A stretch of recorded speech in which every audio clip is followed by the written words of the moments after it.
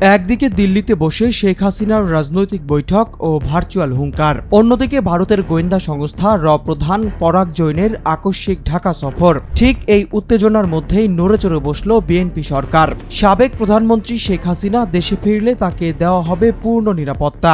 যে হাসিনাকে ফেরত আনতে বাংলাদেশ রেড নোটিশ জারির কথা ভাবছিল, তাকে হঠাৎ নিরাপত্তা দেওয়ার এই সুর বদল কেন? পর্দার আড়ালে কি তবে হয়ে গেছে কোনো গোপন সমঝোতা?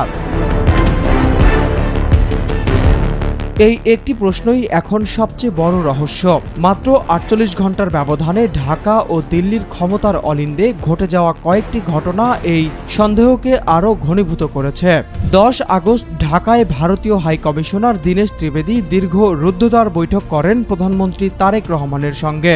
এর ঠিক পরের দিনই ত্রিবেদী জরুরি তলবে দিল্লি উড়ে গিয়ে বৈঠকে বসেন ভারতের প্রধানমন্ত্রী নরেন্দ্র মোদীর সঙ্গে।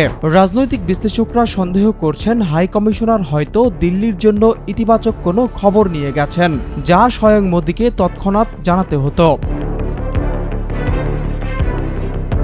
কিন্তু কি সেই বার্তা? ভারত কি তবে হাসিনার প্রত্যর্পণ এড়ানোর জন্য কোনো সেফ প্যাসেজ খুঁজছে?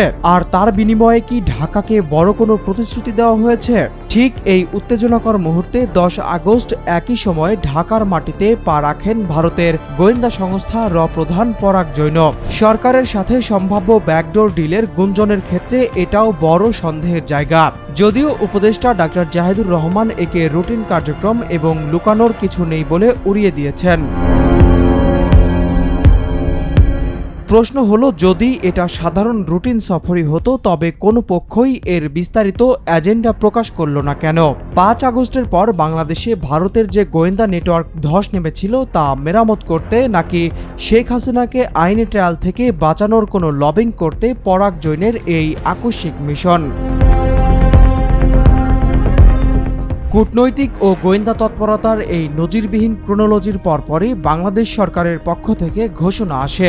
শেখ হাসিনা ডিসেম্বরে দেশে ফেরার যে ঘোষণা দিয়েছেন, তিনি যদি আসেন তবে তাকে পূর্ণ নিরাপত্তা দেওয়া হবে এবং সব ধরনের আইনি ও সাংবিধানিক অধিকার নিশ্চিত করে আদালতের মুখোমুখি করা হবে। আদালত যে রায় দেবেন সেই রায় মেনে নেওয়া হবে। সচিবালয়ে এক প্রেস ব্রিফিংয়ে কথাগুলো বলেছেন প্রধানমন্ত্রীর তথ্য উপদেষ্টা ডাক্তার জাহিদুর রহমান।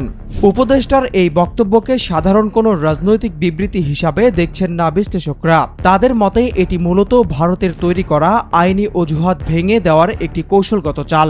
বাংলাদেশ ও ভারতের মধ্যে বিদ্যমান প্রত্যর্পণ চুক্তির একটি ধারাতে বলা হয়েছে, কোনো অপরাধী যদি সংশ্লিষ্ট দেশে ন্যায্য বিচার বা নিরাপত্তা না পাওয়ার ঝুঁকিতে থাকেন তবে ভারত তাকে ফেরত দিতে বাধ্য নয়। ডাক্তার জাহিদুর রহমান হাসিনাকে পূর্ণ নিরাপত্তা ও ফেয়ার ট্রায়াল দেওয়ার প্রকাশ্য গ্যারান্টি দিয়ে মূলত দিল্লির সেই সম্ভাব্য আইনি অজুহাত দেওয়ার পথ আগেভাগেই বন্ধ করে দিলেন। তবে পর্দার আড়ালের সমীকরণটি শুধুই আইনি চাল, নাকি এর পেছনে রয়েছে কোনো গভীর ভূ রাজনৈতিক লবিং ও সমঝোতা, তা নিয়ে ধোঁয়াশা এখনো কাটেনি।